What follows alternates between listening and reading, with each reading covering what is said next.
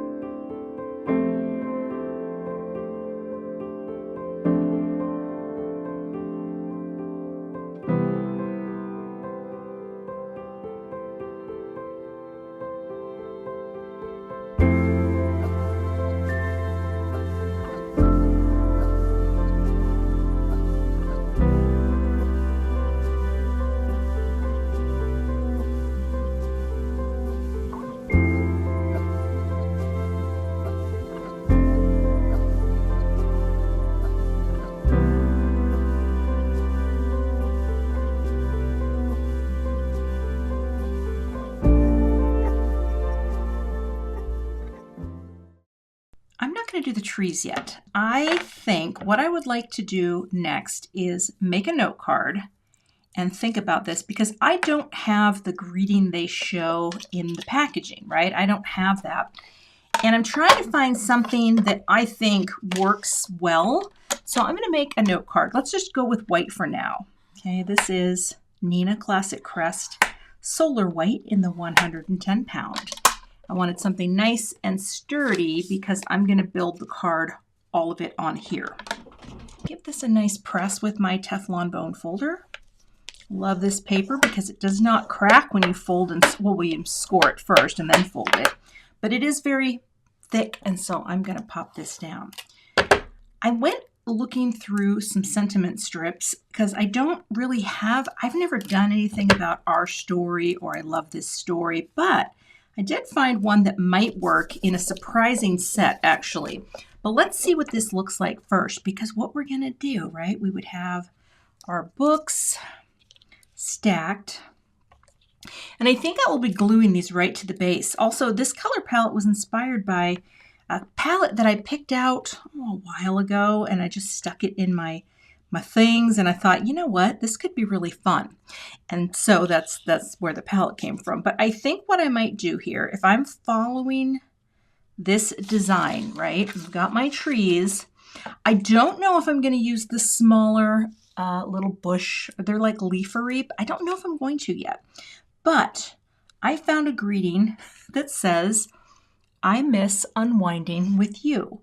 And that actually could be really perfect for this, because what do you do when you're unwind? You're hanging out at home, you've got some good books, and even though this set is actually from Reverse Wine and Hugs, there's nothing about wine here, but I think I'm going to use one of my sentiment strip dies to cut this out and see how it looks. However, I need to figure out my tree placement. So I think that is going to be the part that I want to do last.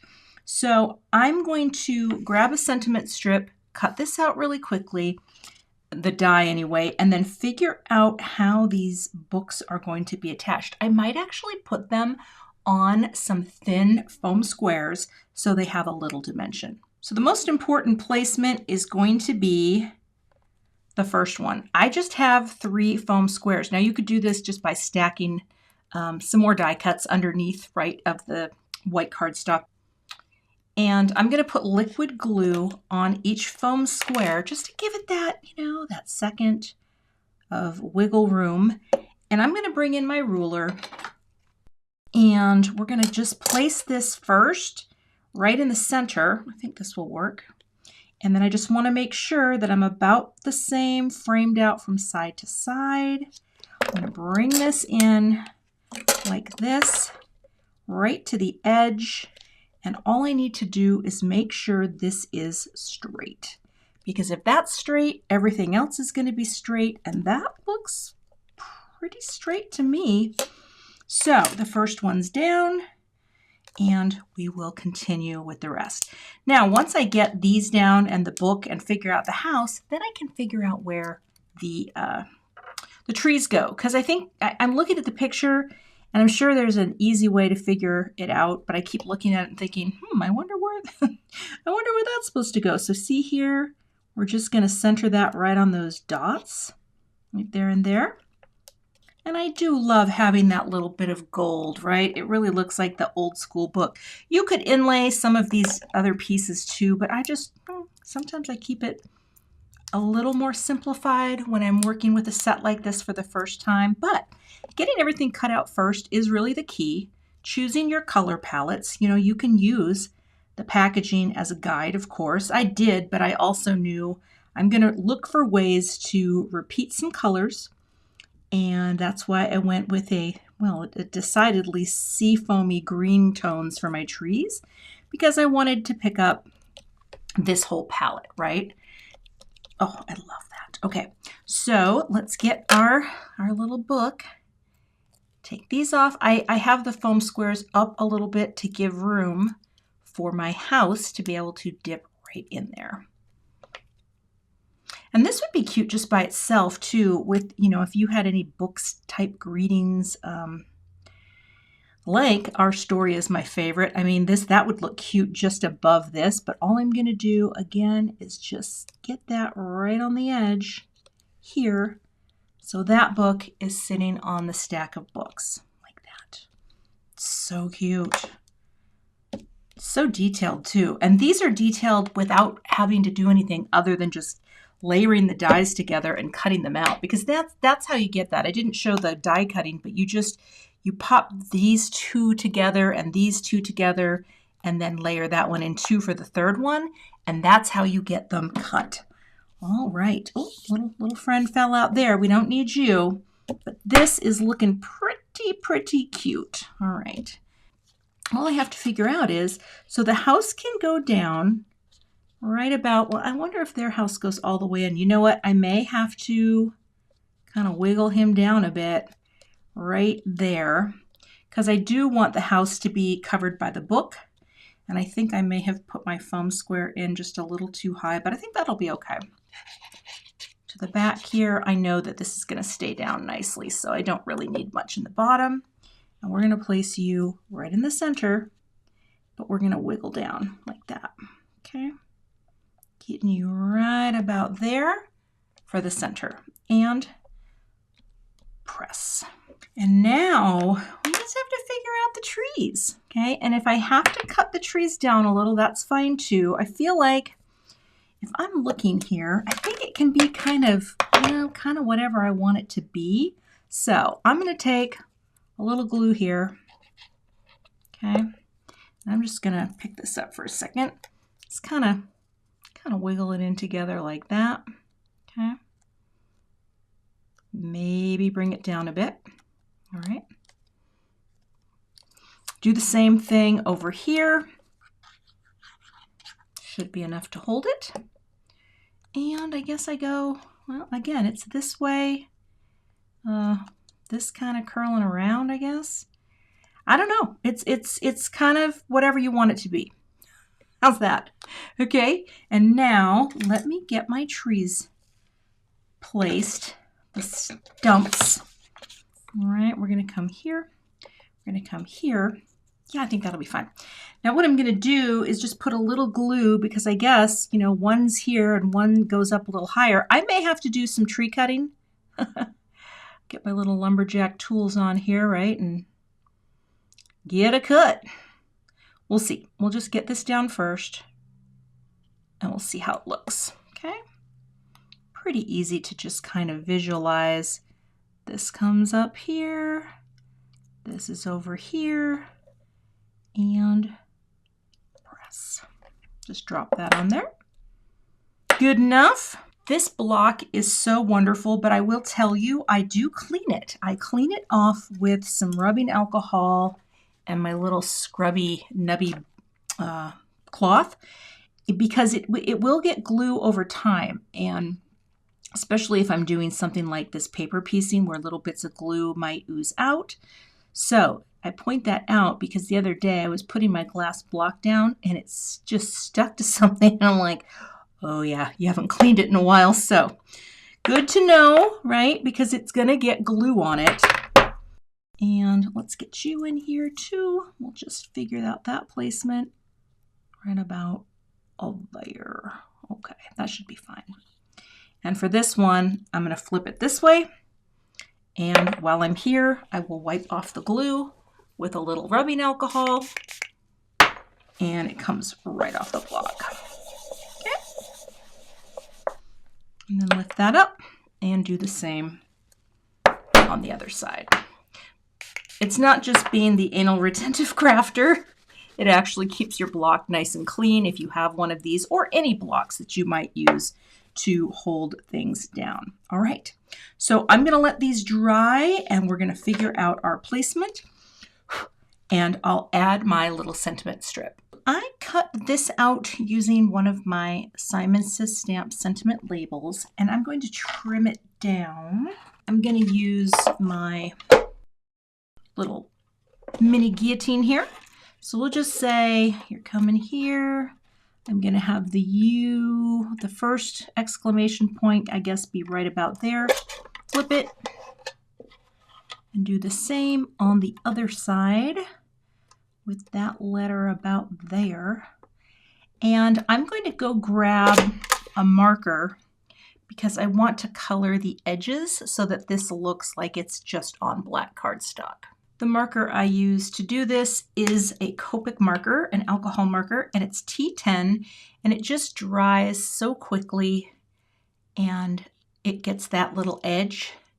Certainly wouldn't have to do this, but I usually do when I'm using sentiment strips because I often pop them up and I don't want it to look like there is white cardstock. Instead, now it just looks like a piece of black from most sides.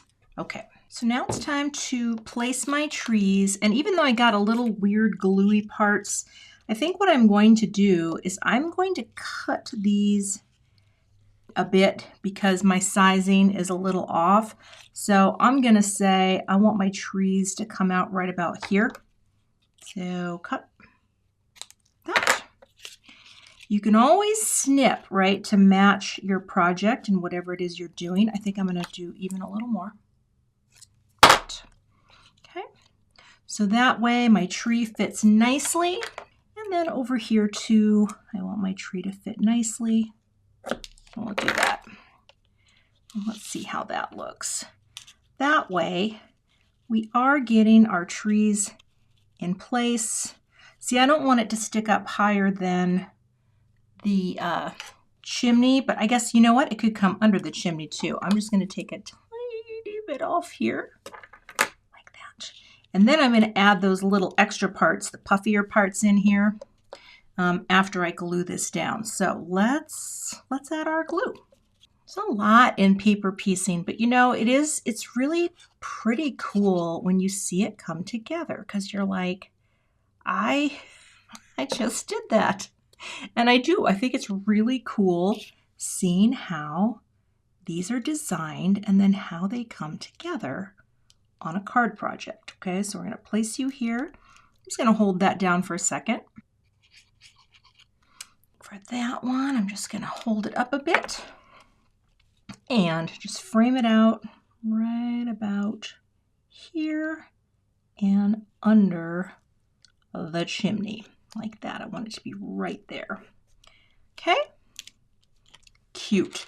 Now I can take these extra little puffy parts of the tree.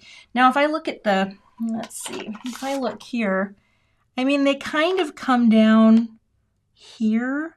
So I'm going to just play with it a little glue here. And I'm just going to pretend like that's the puffy tree part there. Hold that down. So you're basically creating your tree line street, right? And that got a little glue there. But that's okay, because once it dries, I think it's going to look very nice. And here, again, I'm going to go here, little glue. Don't need as much on that. We're going to have this be down just a little, so it kind of meets in the middle like that. It really can just be kind of funky and whatever you want it to be at that point. But we're going to put our brick on, let that adhere. I have some foam squares on the back of this. And again, there's a cute little greeting here, and I'll be sure if there's a link to it, I'll be sure to link to that greeting. I just did not have this. And actually, I see a little cardstock schmutz in there. Let's get that off. Let's get that off too. All right. So much glue is on my hands, but look at how cute this is. I mean, that is a cute little house. Okay, so then I think to myself, where do I want this little piece to go? And I kind of like the idea possibly of it coming maybe in the center of this book. That's really cute. I mean, it does hide some of the detail, but I actually think that works really well. So I'm going to take the backers off. And again, this is all just some thin foam squares that I cut apart. These are from Simon Says Stamp. My tweezers are a little sticky, so hopefully this won't stick. Little dab will do you here for a little float time. And I'm just going to put this right in the center of this ornate book frame, or book binding. Gosh. Oh, slide it over. You're a little off. That's why you gotta get the glue like that. And a little bit back this way. That. All right. And that, my friends, is my finished card project. It is very fun. It is very ornate. We've got a stack of books, a really nice soft color palette, and that took a lot longer than I showed on this video. If you're interested in becoming a subscriber to the Large Die of the Month Club, check out the link I have below. While supplies last, you will start with the kit that I just used. This is a really cool program, and I've really gotten over my fear of paper piecing just by working with these die sets in the first part of this year. I'm going to be working with the Large Die of the Month Club kits in 2024, so I look forward to sharing more of these card projects with you in the future. If you're not a subscriber to my channel, I'd love to have you, so hit that subscribe button and be sure to hit the notification bell so that you don't miss the next time I post. Thanks so much for watching and have a great day. To see more Large Die of the Month kits that I've worked with in the past, check out the 2 thumbnails I have listed for you below, and I'll see you in those videos.